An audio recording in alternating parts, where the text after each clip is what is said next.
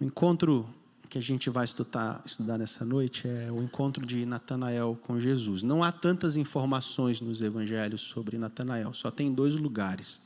Aí onde a gente leu, e naquele episódio no capítulo 21, o último capítulo de João, quando a turma está pescando lá na praia, o nome dele é citado, e Jesus aparece, ressurreto, nesse episódio. Natanael, ele é conhecido pela postura de um homem cético. Não pensem aqui cético como uma pessoa que é ateu, alguém que não acredita em Cristo. Não é sobre isso. Tá? Se vocês forem fiéis ao texto, vocês vão ver que Natanael é uma pessoa que deve frequentar a EBD todo domingo, na época dele. Natanael é um cidadão que conhece as Escrituras. Né? Ele está ali esperando algo acontecer. Então, pensem num cético como alguém que sabe algo sobre Deus e, por ter uma visão incompleta de quem é Deus, essa pessoa ela luta seriamente contra um problema chamado incredulidade. Entenderam? Alguém que tem uma visão incompleta de Deus, alguém que só conhece algumas camadas sobre esse Deus e, por isso, ainda persiste numa postura de incredulidade. Eu descrevi aqui como aquele crente de igreja que frequenta há anos o culto, a EBD, mas que, de fato, nunca teve uma experiência com Deus além dos livros. Aquele crente que só ouviu do Senhor, mas os seus olhos ainda não viram realmente o Senhor em ação. Aquele crente que ainda não compreendeu com profundidade o que é a proposta do reino de Deus. Tem muita gente que fala sobre o reino de Deus, mas ainda não entendeu o que é fazer parte do reino de Deus. Está assim de gente. Ó. Acham que tem gente assim na igreja? Não precisa balançar a cabeça, só pense. Acham que tem gente assim no nosso meio? Portanto, a história do encontro de Natanael com Jesus vai nos ensinar nessa noite como Jesus transforma ceticismo no sentido de incredulidade e ele faz isso virar uma fé autêntica. É isso que vai acontecer nesse encontro dessa noite. A primeira coisa que Jesus faz nesse encontro com Natanael é tocar na soberba intelectual e curvar essa soberba intelectual dele diante da humildade espiritual. Ele tira a soberba intelectual e apresenta para ele humildade espiritual. Diferente de Filipe e os demais discípulos, vocês vão ver nas narrativas bíblicas que Natanael parece que levou um tempo maior para seguir a Jesus. A história é rápida, né? São alguns minutos, parece que a conversa é curta, mas lá no coração houve uma demora em entender que ele era o Filho de Deus. Então, Natanael tem essa postura um tanto desconfiada. As suas palavras, por exemplo, revelam uma espécie de soberba intelectual. Alguém que talvez seja snob, alguém que seja muito douto numa área do conhecimento, e pelas suas palavras que a gente escuta aqui na reação dele, parece que ele beira o preconceito, para não dizer que ele foi preconceituoso. Né? Se vocês acham que esse problema de preconceito é um problema dos nossos tempos, é algo que existe desde que o pecado entrou no mundo e nos afetou dessa forma. Ele diz o quê? Pode vir algo bom de Nazaré? Alguém já falou alguma frase parecida com essa num outro sentido, desmerecendo uma pessoa pela aparência, pelo jeito ou pela informação, pela pré-informação que você tem dela? Acho que quase todos nós, né? Fazemos isso de vez em quando. Natanael, de cara, mostra a sua franqueza a alguém que é muito sincero, e na sua resposta ele diz, mas pode vir algo bom de Nazaré? A crise aqui, irmãos, é que as palavras Messias e Nazaré, as palavras Messias e Belém não combinavam na cabeça dele. Percebe? Essas palavras não se encaixavam na cabeça dele. Embora ele conhecesse a lei, embora ele conhecesse os profetas, o Messias que deveria vir, há essa expectativa no coração dele. Ele estava mais esperando talvez um Messias popstar ou um Messias que não fosse parecido com aquele que a gente sabe que é anunciado como servo sofredor. Acho que na cabeça de Natanael, o Messias era alguém assim, realmente um popstar, uma celebridade. E ele não entende isso. A sua fala demonstra que o tipo de Messias que ele aguardava era, na verdade, um tipo de Messias que o seu conhecimento intelectual projetou. Ele fabricou uma espécie de Messias na cabeça dele. Se a gente quiser trazer esse problema para os nossos dias, a gente sabe que hoje tem um bocado de gente que escolhe o Messias de acordo com a sua versão, né? Aquela que talvez mais me agrada, aquela que talvez não me confronte. Esse é o Messias que eu quero. Natanael fazia isso. Um Cristo fabricado pelas necessidades do coração dele e não o Cristo prenunciado pelas Escrituras. É muito provável que na cabeça orgulhosa de Natanael, outras combinações decorrentes dessa aí não fizessem tanto sentido para ele. Vocês acham que isso é diferente dos nossos dias? Afirmo para vocês, certamente que não é. Acreditem, meus irmãos, mas está cheio de Natanael por aí. Lá fora? Não, nas igrejas. Está cheio de Natanael dentro das igrejas. Muita gente que estudou, por exemplo, tanto as Escrituras, mas em vez de ser humilhado por ela, se exalta por causa dela. Muita gente que diz esperar ansiosamente a vinda de Jesus, até canta a Maranata, né? Mas vive a vida sob a agenda do mundo e não a agenda do reino de Deus.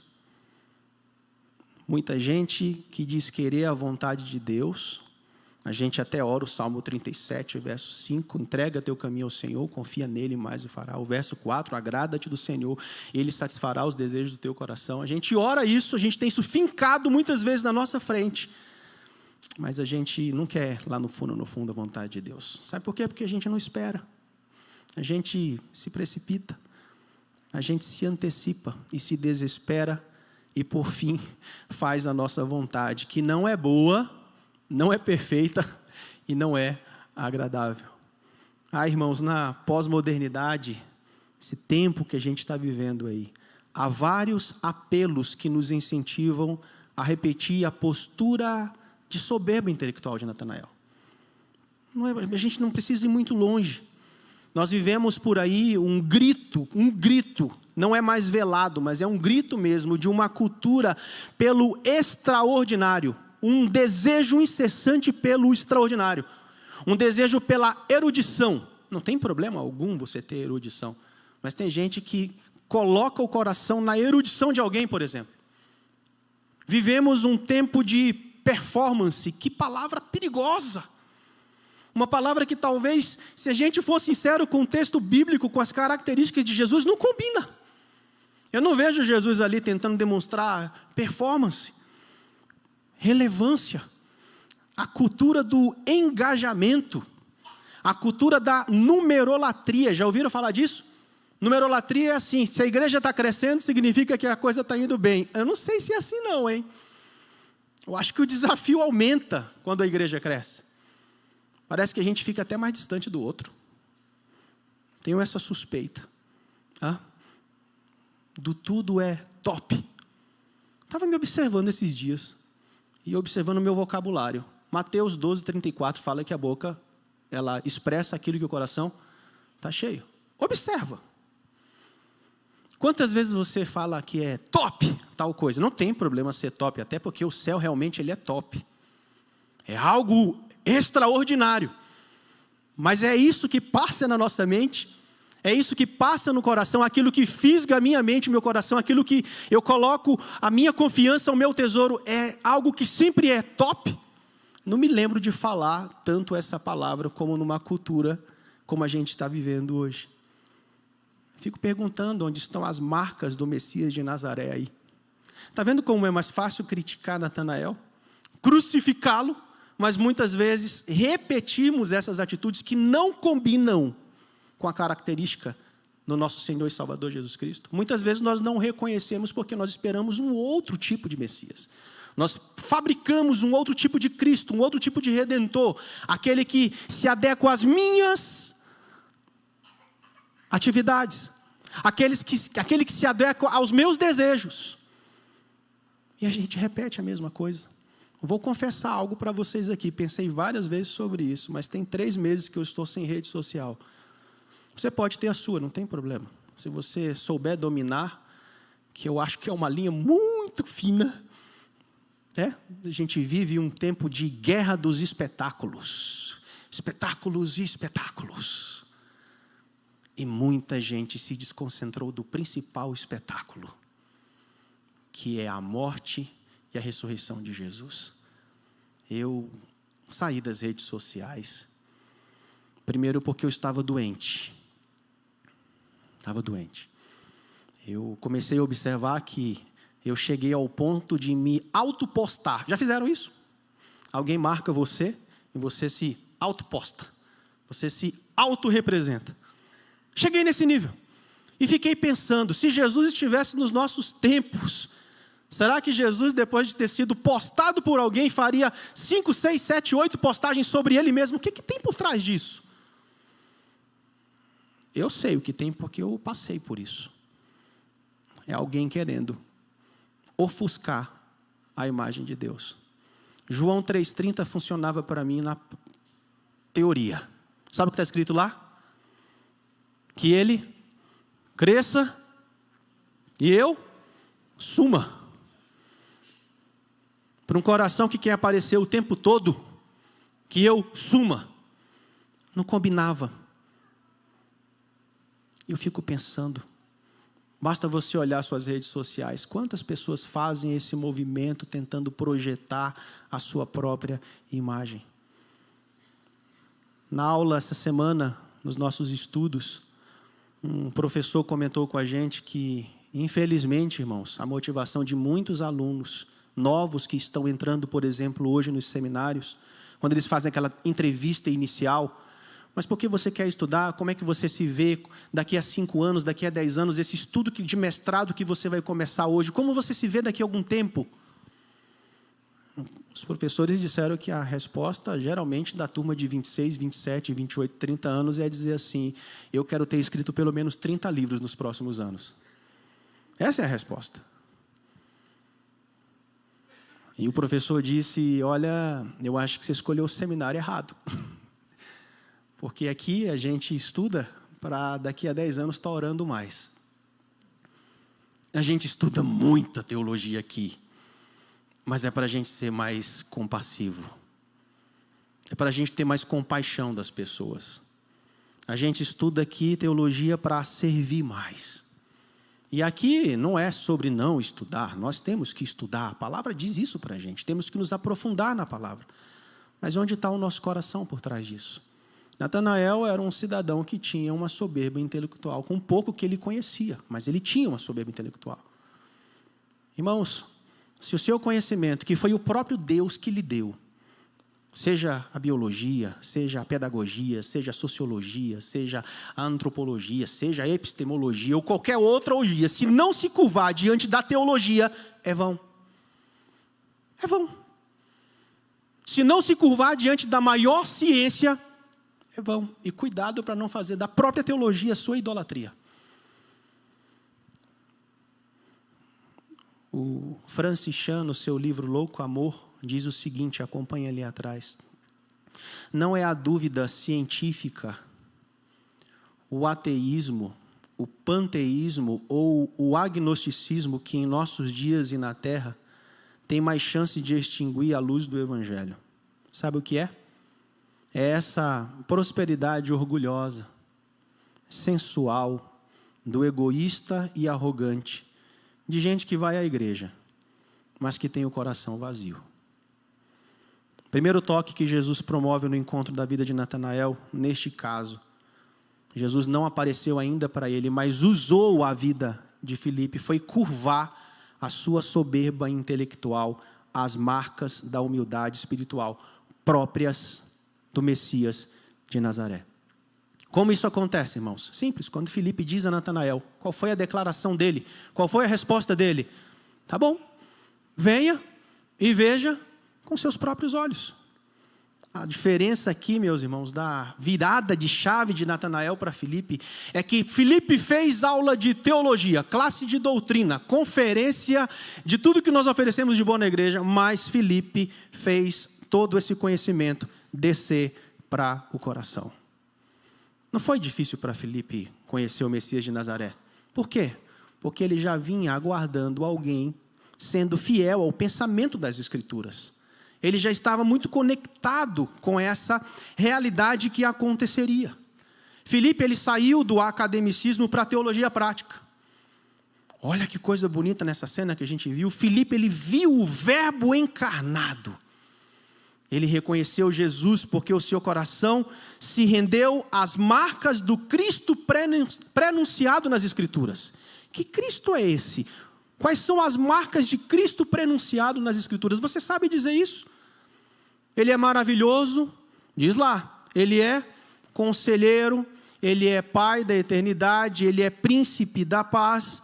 Diz que ele é o Jesus humilde da manjedoura, ele é o servo sofredor, segundo Isaías 53. Diz também Isaías 53 que é aquele que viria como ovelha muda, alguém do espírito contencioso. Diz que seria o Senhor que se fez servo. Essas são as características. Não deve haver nenhuma estranheza para nós, uma vez que nós conhecemos quem é o Messias que há de vir. Ele era o dono do universo que nos ensinou sobre humildade. Ele era o rei que, no lugar da realeza, trocou a coroa por uma bacia e uma toalha. Aquele que exalaria compaixão, amor, misericórdia, graça e sofrimento, a fim de cumprir os planos de redenção de seu Pai. Aonde? Lá na cruz. Foi isso que Filipe viu. Era isso que Filipe esperava. Filipe estava lendo a Bíblia certa e estava aplicando corretamente as expectativas dele no coração. Esse foi o motivo pelo qual ele não se calou diante do seu amigo. O pastor Jonas Madureira, no seu livro Inteligência Humilhada, já leram? Eu acho que o nome desse livro devia ser Baixa a Bola. Inteligência humilhada. Ele diz: não se trata da morte da fé nem da morte da razão, mas da fé que busca a compreensão e reconhece o papel importantíssimo da razão pelo conhecimento de Deus. A razão não precisa morrer, ela só precisa o quê? Dobrar os joelhos diante da grande ciência, que é a teologia. Irmãos, quanto mais teologia, mais eu me curvo reconhecendo a minha pequenez e a grandiosidade de Deus. Quanto mais teologia, eu preciso ficar menos dependente de mim. Quanto mais teologia, eu tenho que falar mais de Jesus. Quanto mais teologia, eu tenho que me parecer mais com as características de Cristo. Quanto mais teologia, eu preciso desejar mais o céu. Quanto mais teologia, quanto mais conhecimento sobre Deus, eu preciso me desmamar das coisas aqui da terra. Veja como essas verdades tocaram também Filipe, de modo a não conseguir ficar indiferente diante do seu colega Natanael. Acho bacana isso. Ele precisa falar. Vocês viram a vibração dele lá no filme? Uau! Já viram alguém se converter, irmãos? Já tiveram o prazer de apresentar Jesus para uma pessoa e é aquele momento que a pessoa faz aquela confissão diante de você? Existe coisa mais linda que isso? Eu não conheço, de verdade. De verdade. Eu tive uma experiência como essa, indo para Araçatuba recentemente. Fui para o casamento do Hugo. Chegando lá no casamento, um pouco antes eu entrei num carro. O Hugo estava dirigindo e um colega dele estava sentado no banco. E olhei para ele: e aí, você é de onde? Sou de Brasília. Eu falei: legal. Eu falei: bacana. Você faz o quê? Eu gosto muito de filosofia e tal. Eu falei: opa, é a hora. Você lê a Bíblia? Ele disse: assim, eu leio, eu tenho contato com a Bíblia e tal. Estou lendo, inclusive, Provérbios. Eu falei: mas por que você escolheu Provérbios? Um tanto interessante, né? Por que Provérbios? Já nem a gente escolhe os evangelhos, escolhe o início, mas Provérbios, não, porque minha namorada falou para eu ler. Eu falei: poxa, tá bom, leia Provérbios, não tem problema. Aí eu fiz aquela fatídica pergunta, irmãos: você entende o que você lê? Quem fez essa pergunta na Bíblia? Lembra? Filipe. Você está entendendo o que você está lendo? Eu falei: ele está no carro, ele não vai sair daqui. Eu não sei quanto tempo a gente vai ficar aqui, mas eu vou falar. Só que para eu falar, esse negócio precisava ser vivo em mim, normativo. Já precisava estar correndo na minha corrente sanguínea, algo muito normativo para mim. Eu falei: ele não vai pular do carro, então vamos lá. Eu disse para ele: você não entende o que você está lendo. Você já viu Jesus em Provérbios? Aí pronto, eu acho que deu um nó na cabeça dele. Eu falei, não, tem Jesus em Provérbios. Opa! Diz Provérbios que o temor do Senhor é o princípio da sabedoria. E Colossenses fala que o Senhor é a sabedoria. Ele me olhou, falei, quando tu sair do casamento, tu quer chegar lá em Brasília e a gente estudar a Bíblia lá no meu gabinete? Eu te encontro de 15 em 15 dias, a gente estuda. Você gosta de estudar, não gosta? Ele, quero. Eu falei, uau. Durante os dias que nós ficamos lá, esse rapaz, ele ficou contando para todo mundo. Eita, eu vou estudar a Bíblia. Eita, eu vou estudar a Bíblia. Eita, eu vou estudar a Bíblia. Chegou o pastor Eduardo e falou, eu sabia que eu vou estudar a Bíblia? Eu falei, uau. Começamos, irmãos, a estudar a Bíblia. E no nosso primeiro encontro, eu disse assim para ele, a gente vai começar por Gênesis, tá bom? Eu vou te mostrar Gênesis e vou fazer algumas conexões com você com o Novo Testamento. Você vai ver o verbo lá. E ele disse, tá bom. Então você vai ler em casa Gênesis 1, 2 e 3. E você me encontra daqui a 15 dias. No segundo encontro ele chegou para mim e disse assim, pastor André, antes de você começar o nosso estudo, você só pode me dizer uma coisa? Esse aqui em Gênesis 3,15, chamar o descendente, é Jesus? Vocês entenderam o que aconteceu? Porque assim, eu não contei isso para ele. Quem revelou isso para ele? O Espírito. Eu falei, Jesus vai salvar. Se não já salvou. E ali nós começamos a fazer algumas conexões com os evangelhos. Irmãos, tinha tempo que eu não via alguém se converter. Hoje ele entregou a vida para Jesus. Ele fez uma confissão pública. Ele vai se casar, inclusive, e estou fazendo curso pré-nupcial com ele, com a menina. E em breve vão se casar. Frequentam a nossa classe de teologia da família aqui na igreja, sabia? Pela manhã. Vêm todo domingo pela manhã para a aula. Não faltam a aula. Jesus continua salvando pessoas. Uma vez que nós não nos coloquemos à frente da autoridade dele, do tempo dele, do jeito dele. É ele quem salva, quando ele quer, como ele quer, com o propósito que ele quer. E graças a Deus a gente não perde essa salvação. Graças a Deus. Se eu perdesse, eu estava enrolado. Hoje, 5 dias. 5 vezes eu acho que eu perdi hoje. Graças a Deus. Qual foi a última vez que você viu alguém se converter? Qual foi a última vez que você disse assim, tá bom, vem ver. Quer ver? Ele fala porque ele experimenta. Filipe saiu dos livros. Ele intensificou a sua prática. Minha pergunta é, você indicaria Jesus para alguém em qualquer coisa da vida? Às vezes eu estou no gabinete ali, e vem situações de nível médio, difícil e hard. Bem assim, situações.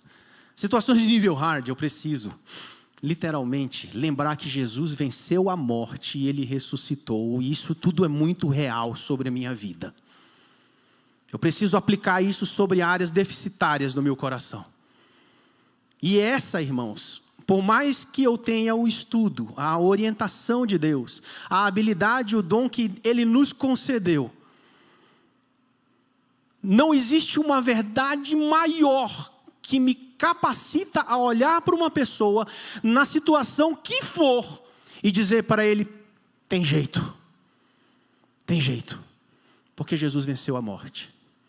Se Ele venceu a morte, se Ele salvou o meu coração que é duro, para mim o maior milagre que pode existir ainda não é o milagre do corpo, não é uma cura sobrenatural, mas é o milagre do coração. Isso aqui é muito difícil de converter, irmãos. Você indicaria Jesus para alguém? Você teria coragem? Pensa em alguém aí, amanhã, seu trabalho, sua família, alguém que você vai ligar. Falei, cara, eu nunca falei para essa pessoa, eu tinha muito medo, agora vou ligar e vou ver o que vai dar. Não tem isso no texto bíblico, mas ali na cena aparece algo como isso, né? Filipe fala para Natanael porque ele experimentou. Tu já experimentou? Jesus é real para você? É? Amém? Jesus é real para você? O Jesus que as Escrituras pronunciaram, não esse que você está ouvindo o mundo falar por aí. Primeira coisa que Jesus faz no encontro com Natanael, ele baixa a bola dele. Segundo e último, é que ele também toca na superficialidade teológica e a curva agora diante de uma teologia experiencial. Irmãos, é muito provável que ambos, Filipe e Natanael, fossem lá da escola de João Batista. É muito provável que Jesus não tinha vindo ainda, eles tinham escutado falar sobre Jesus através da vida de João Batista. Eles não eram cruz de Bíblia, entende? Eles apenas não tinham experiências profundas com Jesus. O Francis Chan também no seu livro Louco Amor diz o seguinte, parece muito com uma confissão nossa. Fico nervoso quando eu penso em como nos afastamos daquilo que deveríamos ser. E triste ao refletir sobre como estamos longe de tudo quanto Deus desejava para o povo pelo qual entregou a própria vida. Isso é a confissão de um pastor que se converteu, tá, gente? Nem sempre me senti assim. Fui criado acreditando em Deus sem ter a menor ideia de como Ele seria. Eu me apresentava como cristão, estava bastante envolvido na igreja e tentava me manter afastado de tudo que os bons cristãos evitam, que é o quê? Bebidas, drogas, sexo ilícito, blasfêmia. O cristianismo era bem simples. Lute contra os seus desejos para agradar Deus.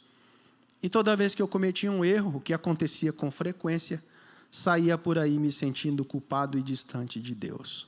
Olhando para trás, eu não acho que os ensinamentos que eu recebi na igreja estivessem errados, apenas incompletos, porque a minha visão de Deus era estreita e reduzida. Irmãos, podem observar que não existe nada melhor que a experiência para solidificar a nossa teoria. Não é verdade? Romanos 5, verso 3, verso 5, eu citei isso aqui na semana passada, diz que a tribulação produz paciência ou perseverança, que produz experiência e que produz esperança. A gente viu isso aqui. O pastor Ivan veio aqui na frente no dia da ceia, orou pela família do Nicolas. O Nicolas estava hoje pela manhã aqui, irmãos. E agora é o pastor Ivan e a Thalita que estão precisando do nosso apoio. E a gente vai trocando experiência, a gente vai sendo aperfeiçoado de fé em fé no amor de Cristo. Não existe nada melhor que a experiência para solidificar a nossa teoria. Isso acontece na autoescola. Lembra? A aula teórica é uma coisa, a aula prática é outra. E colocar o trânsito, se colocar no trânsito, é outra. Isso acontece na vida conjugal. Não acontece? Quando a gente descobre que o cidadão que a gente casou não era tão fácil assim. E a gente precisa exercitar uma camada bem mais profunda daquilo que a gente chama de amor sacrificial. Já aconteceu isso com você? Nos quase 20 anos de casados, eu tenho descoberto cada vez mais o que é amor sacrificial. E a Carol também. Tem dado certo, né, amor? Pela graça de Deus. Tem dado certo. Talvez só quem passou o que o Heitor e a Charlene, o nome de vocês está no meu sermão, passaram com o João, entendam o que é teoria e prática. Talvez só quem passou, como a Mariana e o Alisson, que tiveram a Maria Olívia entubada, sabem a diferença disso. O Daniel e a Thaís com o Nicolas, a Lana e o Wesley com o Nicolas, eles sabem o que é sair da superficialidade teológica para uma teologia experiencial. Não que nós não saibamos, mas eu acredito que esses irmãos que passaram por uma situação com essa envolvendo filhos, talvez tenham bastante propriedade para chegar para o pastor Ivan, para a Thalita e para os meninos dizer assim, o Senhor cuida. Não é fake news, é real. Ele é real. Depois de se dispor aí, parece que Natanael está um pouco desconfiado ainda. Quando Natanael se encontra com Jesus, ele começa a perceber que os seus conhecimentos sobre o Mestre não eram todos errados, mas eram incompletos. O que me encanta aqui, irmãos, nesses encontros com Jesus é a reação dele diante dessas pessoas. Jesus, à medida que Natanael se aproximava miraculosamente, ele acessa o coração de Natanael com a sua fala confrontativa e misericordiosa. Jesus, ele não apela por saber que Natanael foi soberbo e preconceituoso. Ele não é vingativo, sabe por quê? Porque ele sabia que o maior problema de Natanael era a sua superficialidade da teologia que estava no seu coração. Natanael era o típico cidadão que sabia o que falar, mas errava na maneira de falar. Sabia a verdade, mas manuseava a verdade de forma errada. Por isso Jesus disse a ele: és um verdadeiro israelita em quem não há dolo. É como se Jesus estivesse dizendo para ele: olha, eu sei da sua franqueza, rapaz. Você realmente é uma pessoa muito franca. Mas eu vou aperfeiçoar a sua franqueza lhe tratando com generosidade. Em outras palavras, eu acho que Jesus disse isso para ele. Esse encontro foi tão impactante que a reação de Natanael, que deveria baixar, ele confronta Jesus e diz assim: mas espera aí, de onde que o Senhor me conhece? E para fechar com chave de ouro, o Senhor Jesus disse a ele: olha, rapaz, antes de Filipe te chamar, eu te vi quando tu estavas debaixo da figueira. O que nós aprendemos aqui, irmãos, nesse processo de transformar a incredulidade em uma fé autêntica e experimentada? Nós aprendemos que Jesus, quando Ele quer nos tocar, Ele nos toca por completo. Desde aquilo que nós achamos ser mais simples, aos nossos segredos da alma. Geralmente Ele toca, inclusive, nas nossas maiores habilidades e garantias, para nos fazer totalmente dependentes dEle. Parece que é um método dEle, né? Você está se achando muito? Então eu vou tocar nessa área sua que você acha que tem tanta habilidade. Geralmente Ele toca nos nossos pecados, que nós muitas vezes achamos imperdoáveis. Vivemos uma cultura de vergonha, de culpa e de medo. Para quê? Para que Ele faz isso com a gente? Para a gente ser alvo disso e posteriormente a gente ser agente da graça e misericórdia sobre a vida das pessoas. Ele fez isso com Nabucodonosor, que era um excelente estrategista, sabem disso, né? Ele falou: eu vou curvar você, rapaz. Ele fez isso com Paulo, que era um excelente teólogo e pensador, quando ele humilhou a sua inteligência para que ele pregasse o evangelho sem se ensoberbecer. Jesus, ele toca em Natanael, que se achava, ao mostrar que ele sabia muito pouco quem era Jesus. Na verdade, irmãos, Jesus o conhecia muito antes de Filipe o apresentar. Jesus o havia visto, segundo o texto, debaixo de uma figueira. O que Natanael estava fazendo debaixo da figueira? O texto não diz, ninguém sabe. Só importa que ele não conseguia acreditar que Jesus soubesse desse fato. Para Natanael era algo muito pessoal, muito importante, tão impressionante que Jesus soubesse disso e ainda o apoiasse. O que acontece com Natanael? Ele joga a toalha. Ele diz: tu és o rei de Israel. Tu és o Messias. E Jesus, mais uma vez, sempre com firmeza e amor, Ele o repreende dizendo: primeiro você se mostrou cético demais, agora está pronto para me aceitar. Todavia ainda nem comecei a lhe falar sobre quem de fato eu sou. Ontem você estava revirando os olhos, hoje você teve uma experiência emotiva. Encontrou um homem dotado de um conhecimento sobrenatural de sua pessoa, mas calma, Natanael, calma. Não se deixe impressionar em excesso pelas aparências. Na verdade, você ainda não entende quem eu sou. Em outras palavras, meus irmãos, Jesus disse: eu gosto do fato de você esperar ter motivos para crer em mim. E lhe darei esses motivos porque você os procura de boa fé. Afinal, queridos, Jesus, ele não se opõe a que as pessoas pensem nesse sentido. Na verdade, ele insiste em que Natanael pense ainda um pouco mais. Parece muito com Jeremias falando: buscar-me-eis e me achareis de todo o coração. Parece com Paulo escrevendo à igreja de Éfeso: não vos embriagueis com vinho, mas enchei-vos do Espírito Santo. Natanael era superficialmente teológico, e isso muda quando ele tem um encontro pessoal com Jesus. Eu concluo citando mais uma vez o Francis Chan, dizendo: o problema primordial não é o fato de sermos cristãos mornos, sem entusiasmo ou estagnados. O ponto crucial disso tudo é o motivo de sermos assim. Ou seja, muitos de nós temos uma visão imprecisa de Deus. Nós o vemos como um ser benevolente, que se satisfaz em ver as pessoas dando um jeito de encaixá-lo em sua vida, mesmo que de alguma maneira bem limitada. Irmãos, Jesus não é apêndice. Quando a gente fala de prioridade na nossa agenda, a gente geralmente coloca o quê, né? Deus, família, trabalho. Irmãos, no reino de Deus, Ele é a agenda. Ele é a agenda. Na nossa cabeça terrena, a gente faz essa divisão.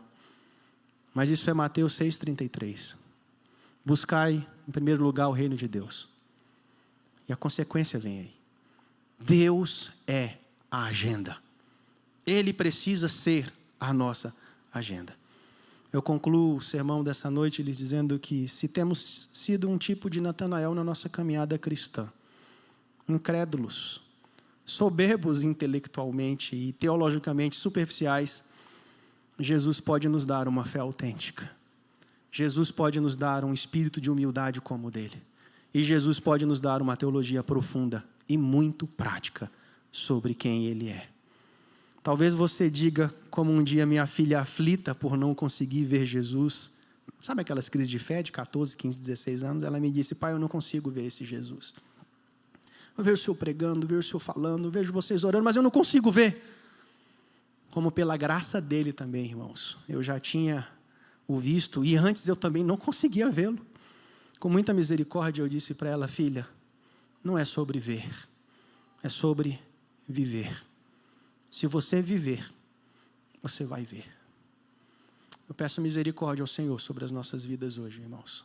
Se nós nos encaixamos em alguma situação como essa aqui, não perca tempo, Jesus está voltando. Gaste os seus dias aqui, conhecendo Jesus e permitindo com que Ele se revele com mais profundidade a você. Se você não consegue fazer isso, procure gente aqui na igreja que já viu Jesus. Levanta a mão aí para mim, quem já viu Jesus, assim, nesse sentido de experiência com Ele. Ele é real, olha aí. Olha, procure essas pessoas aí. Procure os presbíteros, os pastores. Nosso trabalho é esse. Caminhar com vocês, para que vocês se aprofundem na palavra e amem mais o Senhor e vão lá fora para dizer para outras pessoas: venham ver. Esse é o nosso trabalho. Você não está conseguindo ver Jesus? Você não está conseguindo perceber a visita de Jesus? A gente pode te ajudar nisso. Procura, no final do culto, manda uma mensagem durante a semana, vai ser um prazer enorme mostrar Jesus para você. Vamos orar?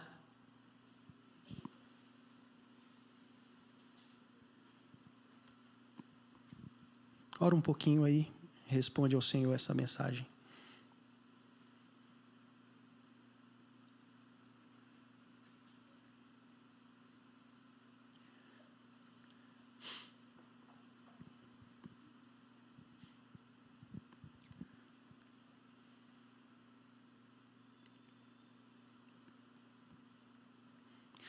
Senhor, não há nada em nós que pode gerar alguma convicção, conversão, mudança de direção no coração de nenhum aqui.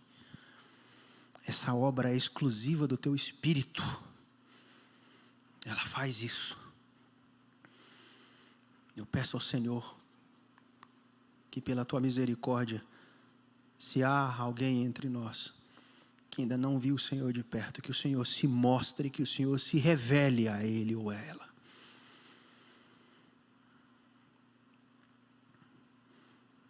Muda a nossa mente, muda o nosso coração.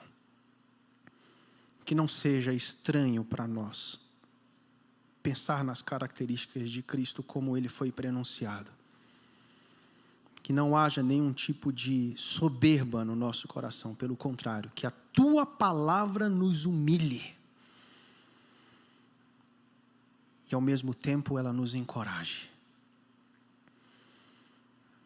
Que não haja no nosso coração nenhum tipo de falta de experiência com o Senhor, que possamos ver de forma clara, por amor do teu nome, o Senhor que é revelado na criação, o Senhor que é revelado por meio da tua palavra, o Senhor que foi revelado ali na cruz, o Senhor que é revelado por meio da tua igreja, por meio da ação do Espírito Santo que nos guarda até o fim.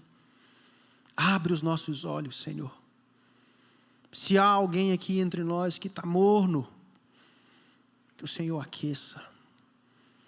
O Senhor é especialista nisso. Essa é a minha oração por mim e pelos meus irmãos nessa noite. Se estamos caminhando alinhados com o Senhor, que nós abramos os nossos olhos, para que nós não nos ensoberbeçamos e venhamos a cair. Tenha misericórdia de nós. É assim que eu oro, em nome de Jesus. Amém.